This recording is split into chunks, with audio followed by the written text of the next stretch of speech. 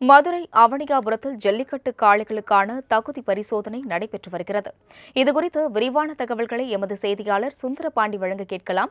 சுந்தரபாண்டி, வணக்கம். இதுகுறித்த விவரங்களை வழங்கலாம்.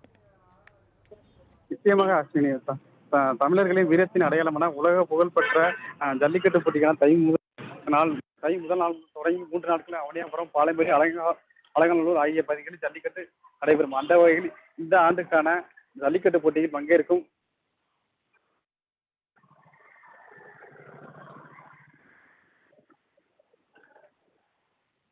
பங்கேற்கும் காளைகளுக்கான உடல் பரிசோதனை கால்நடை மருத்துவமனை தொடங்கி நடைபெற்று வருகிறது. கால்நடை மருத்துவர் உட்பட 3 பேர் கொண்ட கால்நடைத்துறை குழுவினர் ஆட்டு மாட்டு இனங்கள் மட்டுமே ஜல்லிக்கட்டு போட்டியில் பங்கு பெற வேண்டும் என்ற அடிப்படையில் பல சோதனை நடைபெற்றன.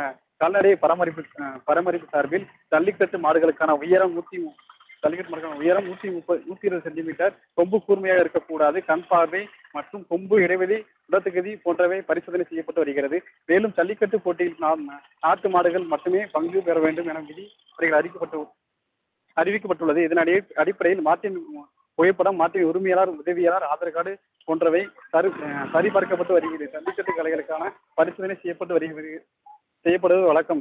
அதேபோல் அலங்காநல்லூர், பாலமேடு பகுதியில் நடைபெறும் ஜல்லிக்கட்டு போட்டிகளுக்கான காளைகளும் பரிசோதனைகள் நடைபெற்று வருகிறது என்பது குறிப்பிடத்தக்கது. மதுரை அவனியாபுரம் ஜல்லிக்கட்டு போட்டி முன்னேறுவதற்கான ஒப்பந்த புள்ளி 67 லட்சம் மதிப்பீட்டில் ஏற்கனவே மாவட்ட நிர்வாகம் சார்பில் வெளியிடப்பட்டுள்ள நிலையில் இன்னும் சில நாட்களில் அதற்கான பணிகளும் தொடங்க உள்ளது.